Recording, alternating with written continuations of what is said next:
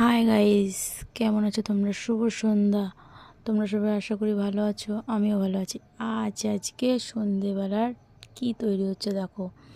মা একটা জিনিস তৈরি করছে, দেখি তোমরা কমেন্টে বলবে যে এটা কী তৈরি হচ্ছে। ঠিক আছে, এখন এটাকে মাখা হচ্ছে। তো চলো, তো দেখি মা কি করছে। মাকে আমি জিজ্ঞাসা করছিলাম যে কি করছো, তো মা আমাকে বলল। যাই হোক, তোমরা আমাকে কমেন্টে বলবে যে এটা কী তৈরি হচ্ছে।